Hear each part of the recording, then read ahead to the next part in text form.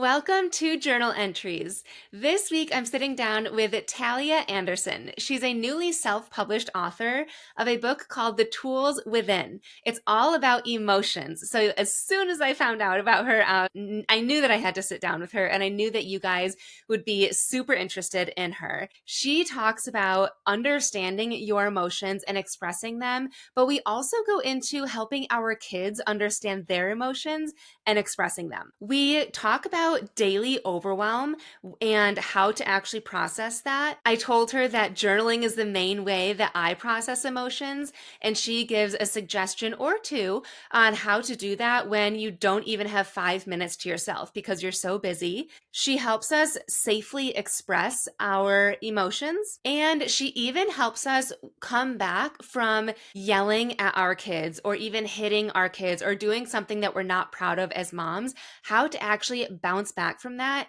in a way that actually builds connection with our kids and ends up feeling good instead of feeling shame. I always love sitting down with these guests, and this conversation is no different. I know that you're going to love it too. If this episode resonates with you and you're able to take a tip or two away, feel free to rate this episode or give it a review so that I know that you're listening and that you'd maybe want some more episodes on this topic. All right, let's dig in. Welcome back to Journal Entries. This week we have Talia, and I'm so excited for you guys to hear from her. She is all about emotions in a nutshell. I almost don't want to give away too much too soon, but I'm so excited for you guys to just hear what she's all about and what she's passionate about. So before I give away too much, do you just want to say hello and a little intro Yes, of who you hi. are My and name what is you do? Talia. I am a self-published author as of last July. I am a nanny, and I'm currently building a brand around emotions. The book's about emotions and all of the things. So,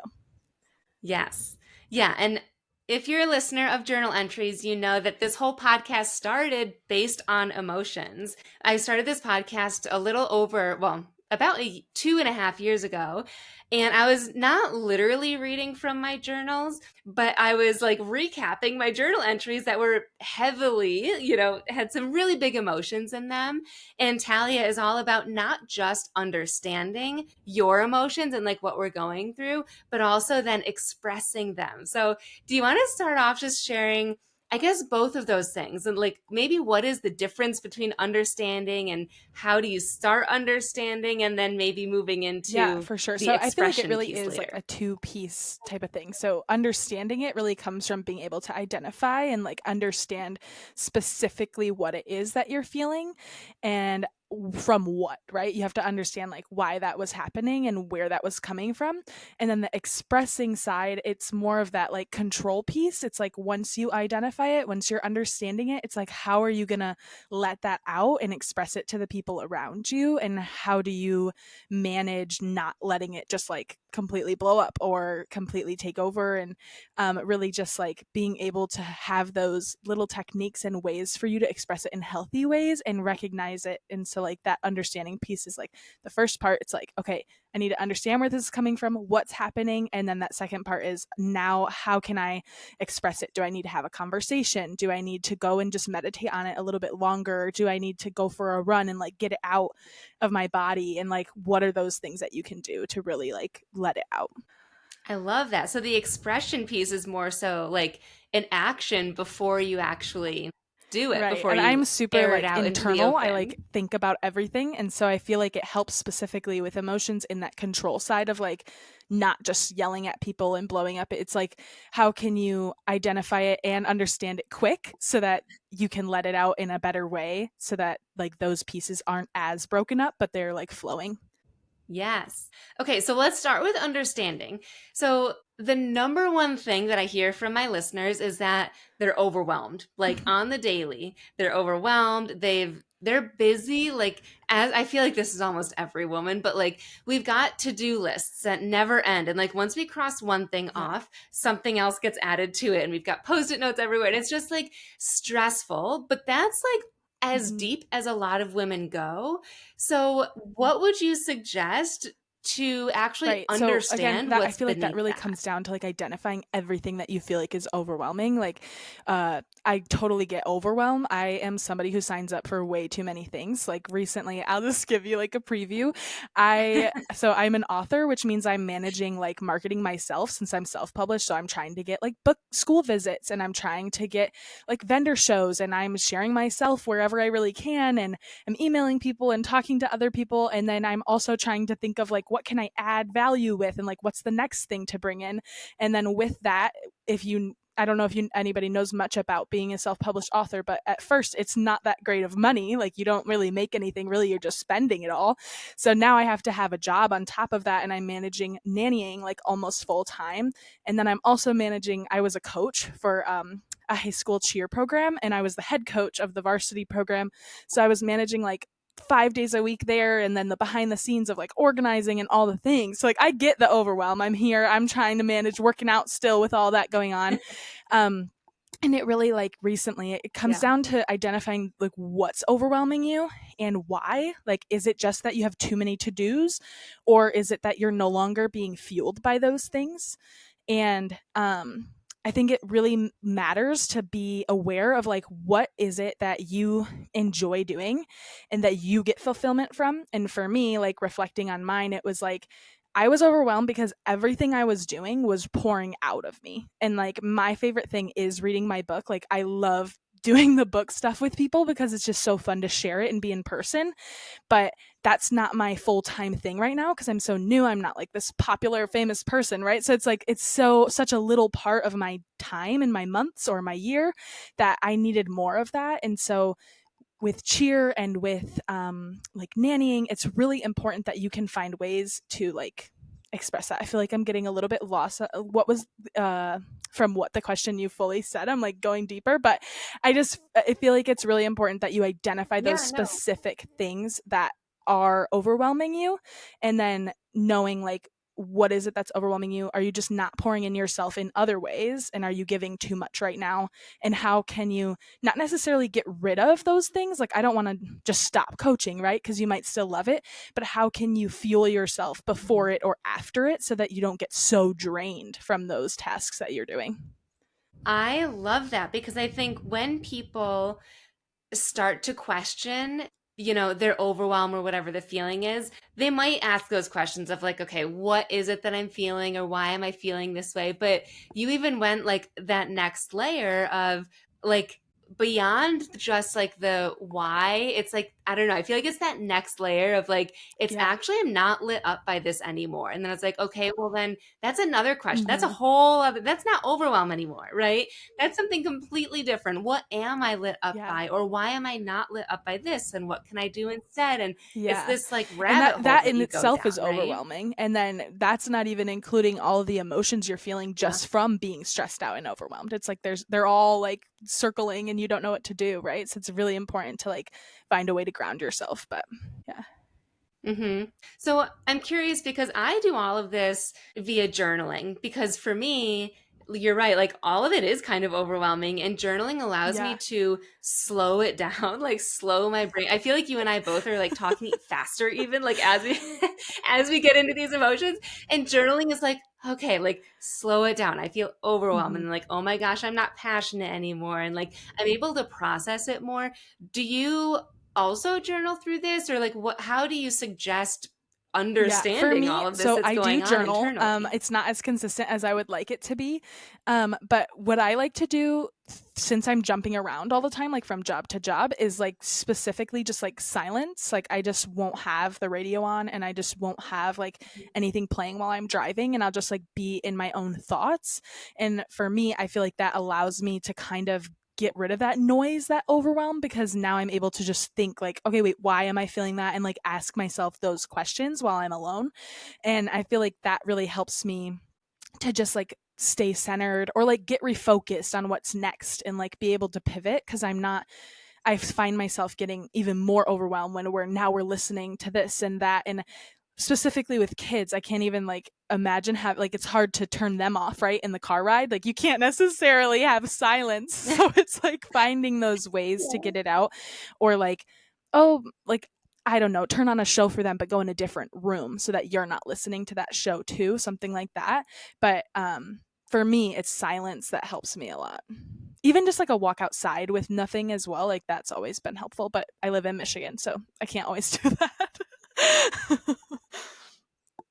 Yeah. One of the Yeah. coldest states, right? In the winter.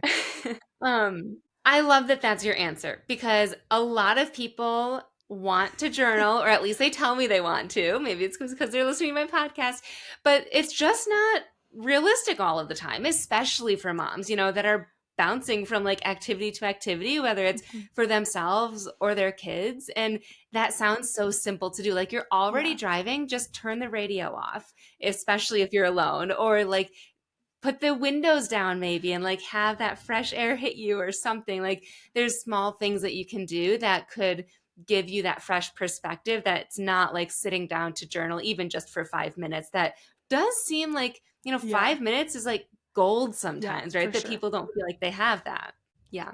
So I am a recovering people pleaser. And one thing that they say about people pleasers is when they start to not people please and like have opinions and have desires and then express them, they go from not expressing them and just pleasing and doing what the other people say and whatnot to like a 180 of like expressing them harshly and not in the best ways. And so for people pleasers, or even like when dealing with our kids or for our kids, moving into this expression, what is a healthy way to go from, okay, we've processed the emotion, I know I'm feeling overwhelmed, or I know that I've like lost my passion for whatever this thing is, how is it that you can like Right. I honestly safely think all of express this is like a this? learned skill. So I feel like the more you do it, the more you're going to practice it.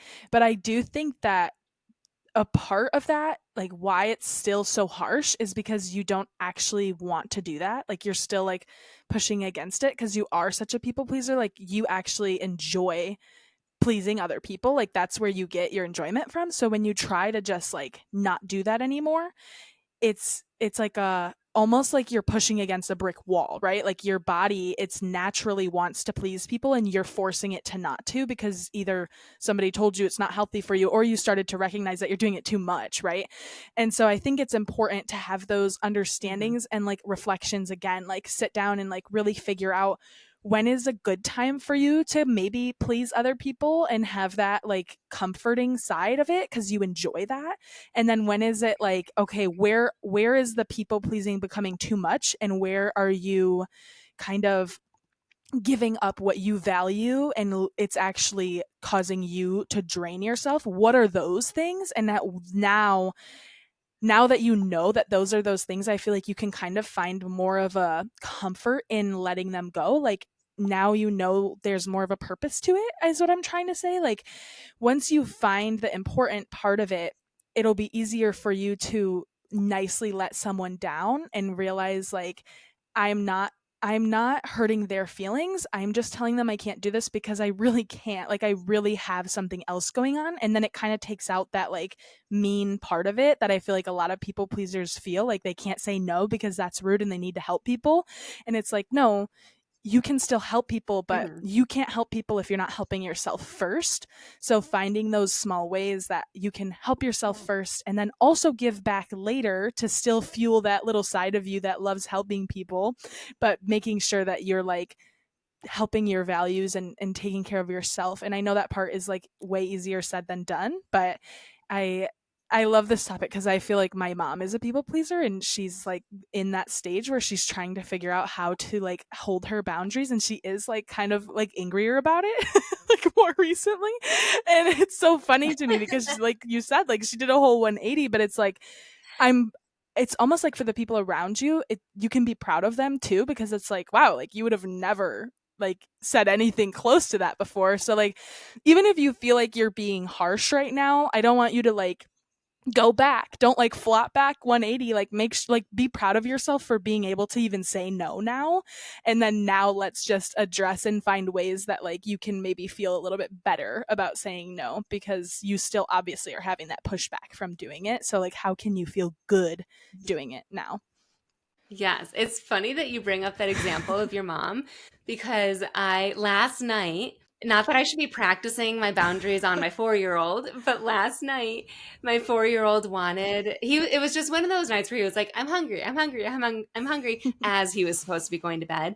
And finally, my boundary was like, "No. No more food. You should have had more dinner. I've already given you snacks." And he was like, "Can I have one more saltine?" And I was like, "Nope, you know, because blah blah blah."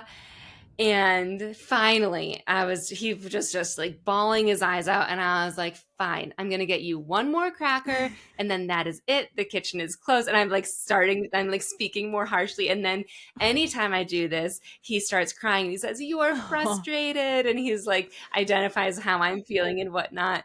And he says, "You're frustrated at oh. me." He always thinks that it's like at him. And I say, like, "I'm not frustrated at you. I'm frustrated at myself."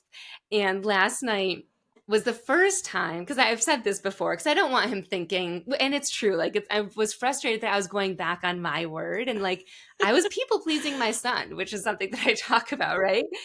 Um, but I said, "I'm frustrated that I said that I was not going to get you any more food and that one more saltine. And now I'm going back on my word and I'm going to go get you the one more saltine." And it was like the first time that he was like, "Oh."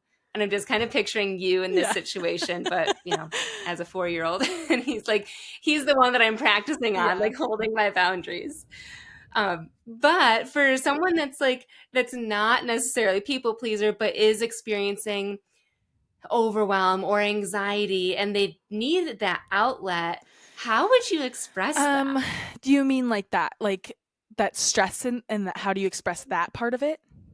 Yeah, yeah. I've heard of like, especially for people with high anxiety, they Okay. sometimes just like dump it on their partner, or high Mhm. stress, they dump it into their work, right? And they just like do more. So, how do you go from like understanding what it is, or even like what it is that you need to do, to then like I feel doing it like in this a way is that really feels like good? a self-discovery thing that you're going to have to go through, like a journey that you're going to have to learn on your own, because for me like I do it such a different way than other people, right? Like even my closest people around me. So it's hard to give like a one answer to this, but I guess I can give like an experiential like how I did it, or like how I tried to do it, because for me I'm like I said, I'm an overcommitter. I think I can handle everything in the whole world, and then I'm like, oh my God, I have way too much going on.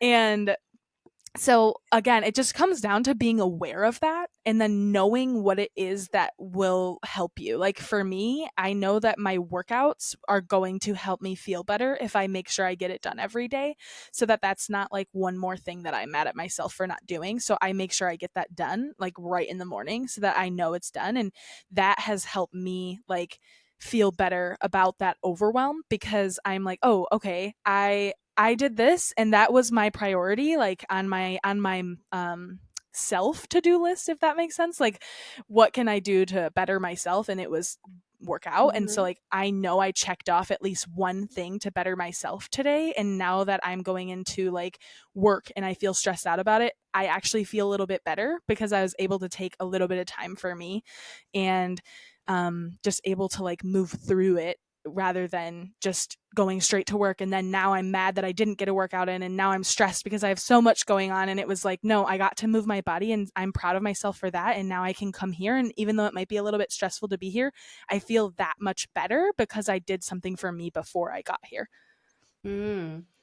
I love so when I think about expressing, for some reason, my mind Mm-hmm. goes to conversations. Like it always needs to be a conversation. But I love your perspective of like Yeah. expressing is literally just like releasing almost. So it's finding your thing that feels good to just release it a little bit, like Yeah. get it out of And your I am for system sure almost. a talker. So, like, my main people around me, like, I definitely just like spew things at them like all day long. Not all day, but like at dinner or whatever we're doing. So, I think talking is a huge part of it. And it's also that communication piece of like, when you're living with other people. Like I currently live with my parents and my boyfriend, and like living with so many people, it's super important to know yourself and know like when you are getting that little bit of like angered, and like being able to just tell them like, look, I'm getting frustrated because of this and it's not at you. Like, and just being able to say that. Okay. So, we've been talking a lot about like understanding and expressing our emotions. And I feel like a lot of my listeners are moms with kids who would love to help their kids understand Okay. their emotions and become emotionally Yeah. regulated, right? And ideally, I don't know, maybe this is bad to say, but like not be so like Hmm. hot and cold all of the time, even though we know that they're kids. But do you have any tips or experiences with like helping kids understand how they feel Yeah. or helping So, them express number them? one, my like main thing is we're talking a lot about identifying and understanding our emotions. And that's the part that kids don't have yet. So, it's really being able to find like conversation or Mm. like words to give them to be able to talk about it. Like, that's one of the reasons I made my book, was so that you could literally label the emotion itself and kind of like in a fun way start the conversation of what those are. And I always tell everyone too, like when it comes to actually expressing them, it's super important that you bring your kids along for the ride. Like, for example, if you could make the most beautiful meditation corner for your kids to go and like read their books, and it could be this little quiet center. And I know a lot of people think those are cute. This is why I use this example. But like, if they don't see mom using a quiet corner, they're not going to use the quiet corner. So I wanted to bring it back to the example earlier that we were talking about, where you just are driving and you want silence. Well, with kids, like I said, it's hard. But if you talk to them and you already have conversations about like trying to regulate yourself and like emotions, and you tell them like, mommy's emotions are feeling overwhelming right now, and I want to invite you to take a quiet moment with me. Can we just roll down the windows and look outside for a minute? And like, that practice will help your kids integrate like, I just need a quiet moment, and like be able to start recognizing that for themselves if you share it with them through that conversation and through the understanding, so that they can start to see like, oh, like I can pick up on that practice too, right? And then they're a teenager and might know I need a quiet moment. Like, so it just kind of follows it through. I love that so much. And it's so true of like, that phrase of do what I say, not what I do, in reverse of like, Yeah. no, we do actually have to do it. And it's worth it because, especially when we're talking about emotions, it actually Yeah. will Yeah. I feel like calm us down. that quote you just said, do as I say, not as I do. I just feel like it, so I don't want to offend anyone, but I feel like that is like an old, like the way that they did it because they knew they were doing something wrong and didn't want their kids to follow. But it was like, why are you not fixing that? Like, why are you not, Yes. why are you getting to do it and they don't? Like, fix it. So, Yeah. I saw an Instagram reel a few months ago, and it was about it was two parents sitting on the couch watching TV, and their daughter was sitting mhm. at her little like table in front of them watching TV too. And she kept looking back at the parents, and they were watching TV too. So she was just like looking at them. And the father recognized that she was looking back, and he didn't turn off the TV. He just put down, oh, sorry, they weren't watching the TV, they were on their phones. And so he put down his phone, went to go grab a book for himself and his partner. And then the next time that the daughter looked back, from the TV at her parents, they were both reading books instead of looking at their phones. And she went over and grabbed a book for herself instead of watching the TV, Yeah. even though the TV was still on. And I feel like it's kind of like that. Like if your kids see you on your phones, they're going to Yeah. turn to the electronic that they have. If they see you watching TV or in a quiet corner, which is so cute, or like doing a quiet moment, they're more Right. It likely can't be to like a do that. forced thing, and kids feel it. They know what's genuine and what's not. I feel like they have that sixth sense still. It's not like gone yet from society. So they know if you're Yeah. being honest or if you're actually practicing what you're trying to teach them. So it's super important. And I feel like I hear a lot of parents who are like, oh, my kids are however old, like let's say they're 9 years old, and they're like, I feel like I've already messed it all up. Like I can't turn around and fix it.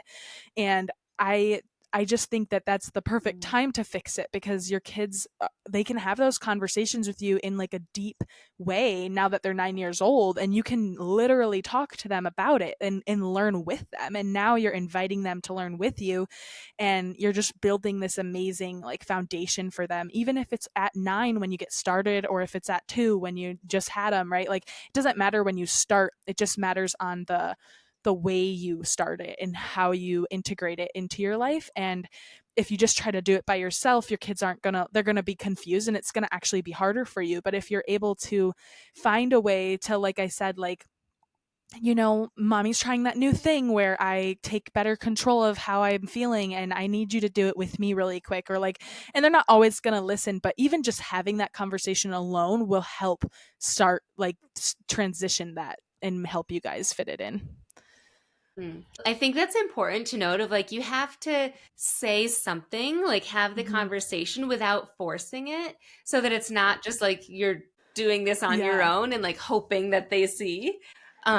Yeah, so that like you're Yeah, I just including think them. I that think I that really that's think we are important. lacking that, honestly. Like, I feel like parents try to hide a lot from their kids, and it's kind of like they're going to be an adult too sooner than you think and sooner than you hope, but like they will be. And if you would just, there's some things they don't need to know, right? Like, there's arguments that don't need to be had in front of them or whatever, but there's certain things that it's like, if you're trying to fix something and you think it would make your life better, then don't you want your kid to have that skill as well? So why not help them learn right now while you're learning, and show them that it took a lot of work to learn it and you didn't just know it.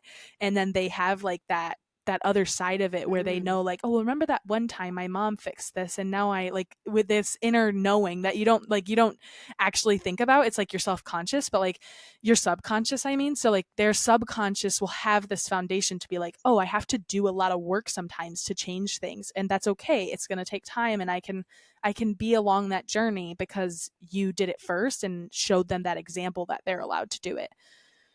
I love that. And I also, something that just came to me too is showing them that Yeah. hard emotions are okay too, and that they don't have to Mm-hmm. always be, the good kid or positive all the time or happy all of the time, and that it's okay to like be upset. And that's something that I hear from my clients is they feel Yeah. so guilty when they yell at their kids. And something that I tell them is you could use that opportunity for repair and to show them that there's like what do you wish you would have done or something. So what is your perspective on that? So like if a mom were to freak out and like yell and whatnot, how what is the because you mentioned how like understanding and expressing emotions has an Yeah. impact on relationships. And so what is that impact, and like what if you start yelling and like you're not expressing them in like the Yeah, quote I unquote love this best question so way? much because nobody's perfect. Like, no human is perfect. And I feel like when we become parents, I'm obviously not a parent yet, but I work with a lot of parents. And I feel like there's this stigma of like, I have to be perfect now that I'm a parent, and I have to have it all together. And it's like you're literally setting yourself up for failure because that's just not it. And that's not real life. You're not meant to have it all together because your kids are supposed to see that nobody has it all together. Like, they need to know that. And so if something like that happens, I really do feel like it's how you come back from it. I know that like a lot of people feel so negatively towards themselves when that happens that they just shut down and they don't want to, they avoid it, right? A lot of people will avoid it. Depends on your relationship style for sure. But let's say you have an avoidant relationship style. It's likely for you to not want to have that conversation and you just avoid it forever. But it's like, actually, it would be more beneficial if you recognize how badly you're feeling and tell that person that you blew up on or yelled at, whether it's your kid or your fiance or your husband, whoever.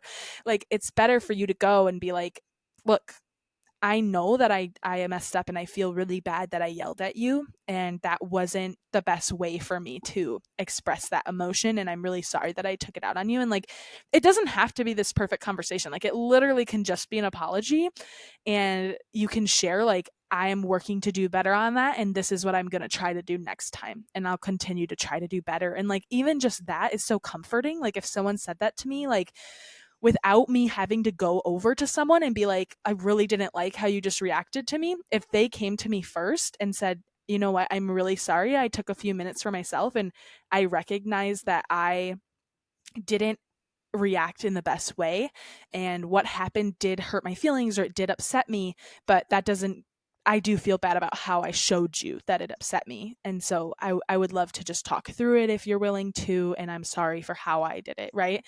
Like, it doesn't mean that what they did was correct, but you can still recognize the part that was Mm. wrong that you did so that your kids can see that example and then want to recognize what they did that was wrong.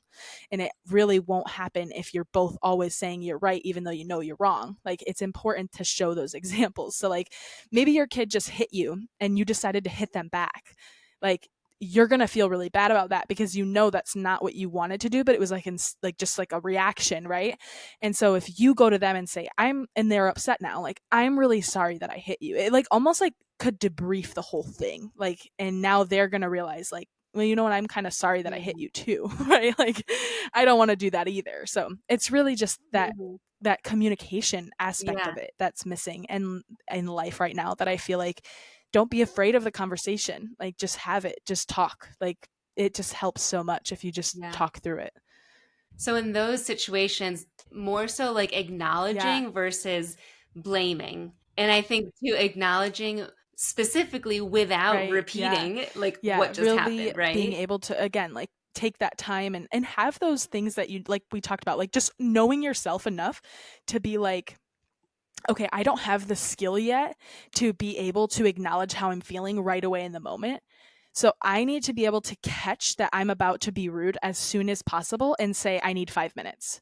And like, that could be your house rule. Like, I need 5 minutes. Mhm. And you could have like a kid timer that they turn on, and like, you could both take 5 minutes and they can do whatever they want for 5 minutes. And maybe they're yelling and screaming, but like, go lock yourself in your room and take 5 minutes. Like, it just needs to be something that like will help you be able to take that moment to process before you do something bad. And if it gets to the point where you do something bad, it's not the wrong thing to come back and have that conversation later either. It's actually way more important to do it in those situations as well.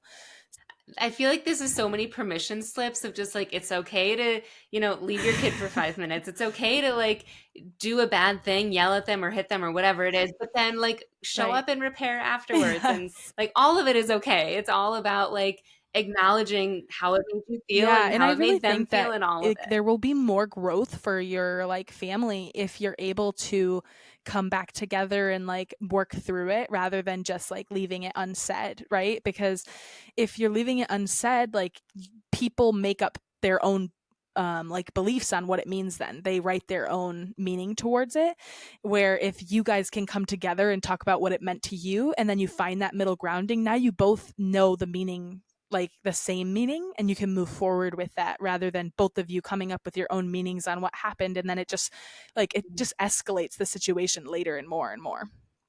Right. Like if it were to happen again, then you both pull from past experiences and make up Right. this new Yeah. exaggerated Yeah. meaning or something. I used to be so afraid to bring up a negative experience. And I remember taking some parenting course, and they gave the example of if I forget what the example was, but it was something that happened negative to your kid. So, like, if I don't know, your kid started crying at school because they didn't give him ice cream or something, and everybody else got ice cream and he felt left out and just sad and all of that. But then he got over it. But it all happened at school. And the recommendation was, not to bring it up in the moment, but like later Yeah. on, kind of like you said, debrief. And like, I know that this happened. How did it make you feel or whatever? And I remember hearing that tip and I was like, oh my, why? He's fine now. Like, why would I bring this up again? Why Yeah. would I re traumatize him? Right? Why would I like put him through that again? And I literally could not imagine it. But something that I've been focusing on, which is why I think I'm so passionate about this, is I'm actively trying to be in tune with my own emotions and raise a kid who is Yeah. not afraid of his own emotions. And so this one thing happened with my son where he lost one of his toys at a park with when he was with my mom. And so this was a situation where I was like, okay, he's fine now. And he came back to me, but I was like, as his Yeah. mom, I feel like I should mention it. And so it's the first time I was like, okay, I'm going to do it. I'm going to bring it up. I'm going to ask him. I was like, I know this happened.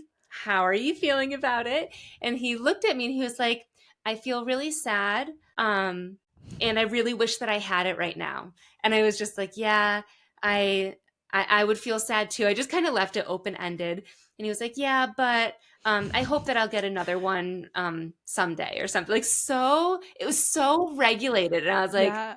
oh my gosh. Like, I just expected this meltdown again, or because he's an emotional kid. So I was like, it's going to Yeah. be a meltdown. And it wasn't. So, what is that like? What's See, I the think kids whole are all rationale different, on so it's all of really that? hard, like, this, like, this job even for me, like, is so hard, like, talking on Instagram about how your kids might react, because it's like, no, every kid is Yeah. different, so just make sure you know that. Like, but what I do think is, like, they've had time to Yeah. process it. Like, we were talking about how we need to identify and understand and then decide how we're going to express it, and I feel like in that experience he was able to understand that he was really upset about it, and because you're a great mom, he knows the words sadness and stuff. Like, he's able to express that to you. So when you ask him about it, he has the language to say how he's feeling rather than showing it in actions and screaming and crying now, because he knows those words. So he was able to tell you through language instead of those reactions. And I think that because it had been time to process it, he's no longer feeling that, like, inner, like, body anger anymore. He, like, that's, like, gone. So now he's able to, like, just think about it and talk about it. And that's kind of the same thing, like how I was telling you, Mm. like, maybe go for a run and, like, get that energy out. Like, sometimes there's that energy that just needs to go because you're so frustrated, and no matter what anyone says, you're gonna still be frustrated, and it's like nothing will fix it. And so in that case, nothing was Hmm. going to fix it other than either getting the toy back. Really, that was the only thing in that situation. So it was like he had to just let out his emotion. And then Yeah. once he let it all out and was upset and whatever and came back to you and you asked him, he already got it all out. So he was able to reflect on it and say, yeah, I'm pretty sad about it, but I'm hoping to get another one. Right. Like, so he was able to do that instead. Okay, gotcha. Yeah, that makes sense. And I feel like looking back, sometimes we just need to do the Yeah. hard thing and have proof. Like, it's so hard, I think, for some moms to even consider apologizing, especially when they feel so Yeah. heated and like feel, like it stings a couple days later, even, especially if you yelled really Yeah. loud or hit your kid or something. But like just doing it and seeing, like, oh, I actually feel better now, or they actually Yeah. I didn't really yell think back it's at me, or important whatever it to is. almost emotionally detach from the outcome in those situations, like reminding yourself, okay, I need to Mm. apologize because the in the bigger picture I want my child to know that it's important for them to recognize their own actions, especially when they do something bad.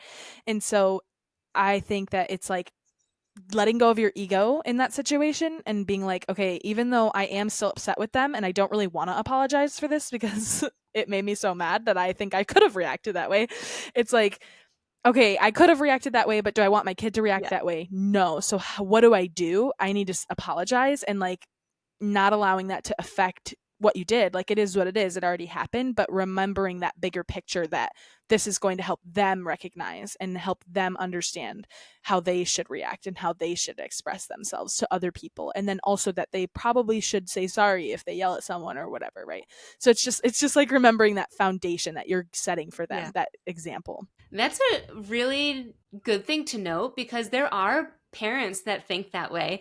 I have a client who literally said, like, she doesn't care that she yells sometimes because it's what gets through to her kids. Like, her kids won't listen Yeah. unless she's yelling. And so she doesn't feel bad about it.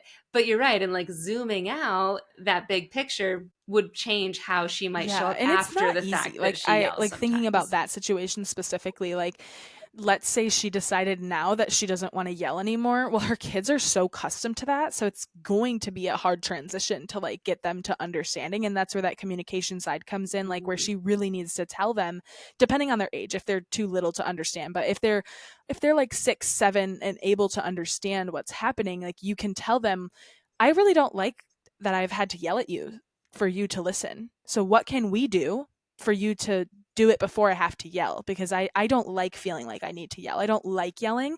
And even just telling your kids that and, like, inviting them to come up with the solution, I feel like it will invite that environment of, like, working together, and just like they will know now that you're not trying to control them, you're trying to work with them and make, like, a better environment together. And, like, just inviting them to do that will, like, almost open their mind. Like, they might not have an answer right away, but they'll be like, oh, I have a say in, like, how this happens. And then they might feel better about it.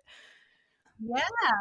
Yeah, they'll feel like part of the family and part of the team rather than just Right. like my parents are And trying one to of my control favorite me. things too to do with kids is Yeah.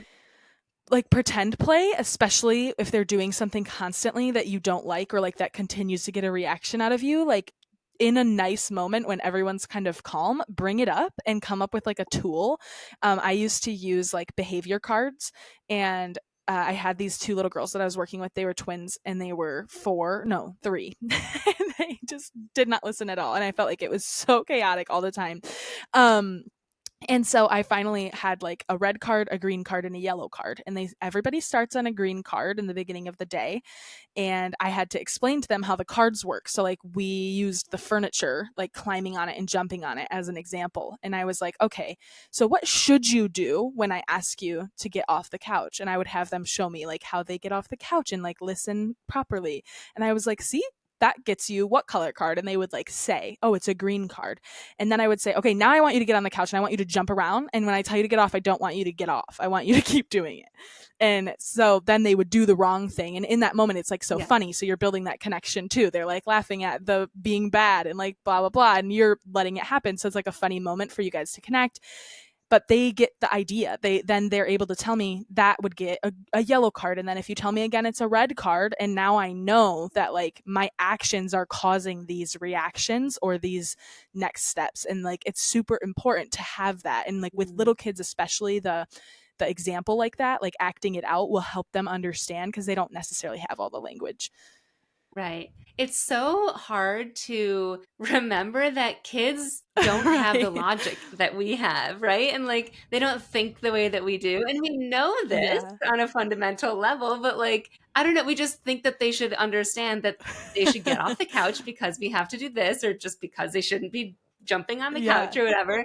But yeah, that's such a fun way to do it. And it makes so much sense when you say it like Yeah. that. And again, like all of this ties back into regulating yourself. Um, Like you can't do these things without regulating yourself first. Like you have to understand mm, your emotions. You have to know like how things affect you to be able to then teach it. Like it's like mastering a math problem. You can't teach a math problem that you don't understand. So it's the same thing with emotions. You need to understand yourself before you can teach it to your kids. right. Like if you're feeling overstimulated, you could ask yourself, like, what is overstimulating? Going back to how we first started this call, like, what is overstimulating me? And it might be my kids are jumping on the couch. Right. And then like and why is that? Like, because I've told them 5 times. And like this is something that you could then do to help to express it and help them express it too, Right. maybe. Exactly. So you have this book. Do you want to share anything about your book and anything that you have coming? Because I feel like the listeners are going to be like, I want more from Talia. What does she have Yes. coming and Okay. where can I So find my her? book is called The Tools Within. I will have you share the website in your show notes and everything. But basically, the book is about five different Perfect. tools that are each an emotion. So, for example, one of the characters is Happy Hammer. And we talk about how each of those emotions are felt and then how they will be expressed. So I feel like I should read a part of it really quick just so people can kind of understand what I mean by that. So for example, with Happy Hammer, let me see. Yeah. Um, we say, um, you might be happy when you give someone a compliment, or when we accomplish something we've been working really hard on, we'll be happy, happy together. And then in the picture, like there's a little nail giving the other nail a compliment. And then on the next page, we say we will get to express our feelings through laughter, smiles, and cheer. So it's like first we're identifying it, and then we're explaining how we're going to express that happiness and how other people might know that we are happy. It's through the laughter, smiles, and cheer. So it comes down to those two parts that we talked about, where we need to be able to identify it, or other people looking at us can identify it, and then how we express it is how they know what's going on, right? And so that's kind of the idea. It's to start introducing the language into your Mm. kids' life. So now they will be, through the book, they'll be able to learn about happiness, sadness, anger, fear, and confidence. And it's really just like a segue into what we've been talking about. Like if you want your kids to be able to have that language and be able to express it to you, you need to somehow open the conversation and open those ideas of those words and get their focus to it, because if you've ever tried to teach someone like something without them being interested in it, it just won't happen. Like it's just like in one ear out the other. But this book is to help you both Mhm. sit down and hopefully like start to read it and like giggle throughout the process, and then you introduce that language without them even knowing, and now you can like branch out on that. And that's really the goal for this year. Like I said, I just published this in last July, so it's been like just 6 months, and I am trying to find a way now to create more products for you guys, or more tools and resources that will help parents take a next step from reading the book to now integrating it into their life and being able to like really give them that language so that they actually use it rather than just reading it once and putting it in the corner. So one of the things that I'm working on right now is like Mm. a positive mindset card. The it's still in the works, but the title that I'm working with right now is Daily Dose of Happy Hammer. And the idea is that every day you can pull a card with your child, and it has like something Love positive it. and something happy to work on with them. And like a couple of them, I talk about like, I think one of them is about gratefulness. And it's like, can you find 5 things to be grateful for today? And like that will just open a conversation for you guys to talk about. And it's just like, it's helping them understand that happiness comes from being grateful and loving people and things like that. And then it's also starting their morning off with that positivity and helping them remember that what they look for is what they'll find. So if they're asked a question right in the morning about what they can be positive about, they're going to look for the positive things all day, and it's going to help them get through their day. So that's the next tool. There's one more thing that I'm trying to work on, which is more of like a course based thing that has a bunch of activities for you guys to like hands on do, but everything's kind of in the works for now. So the best place to be updated on all of that would be Instagram and my website. Instagram is Talia _Anderson__. And yeah, I'm hoping that I can help you guys there, and I will see some of you there, and we can continue working together. Thank you so much. And I just want to say, I love those ideas of the tools. It sounds so simple of like the what's one thing that you were grateful for today? Like literally one thing. That's my goal to ask my kid that like Yeah. at the end of every day or something. And I forget. But I feel like if I had a deck of cards like at near his bed, like that's something that I could use every day Right. to just pull one or something. Or in the morning, that seems like something it would just jog my memory and I Yeah, would and it would be so remember to cool use too, it. like So in the morning if you pull it I and you love ask the question, but there's no answer yet. So then at nighttime before bed, it can be a part of your routine to answer it. And like that would just be such a fun like morning and night routine, like to bring it together. that. Yeah. Yes, so good. Your perspective, for your wisdom, for your everything that you've shared. This was awesome. I will include all of the links in the show notes for everybody interested. For my listeners, go check out all of those links and feel free to screenshot this episode and to share it in your stories and tag Talia. Let us know what emotion came up for you when you were listening today, perhaps. And again, thank you, Yes, Talia, thank you for so much. showing This up has today. been so amazing.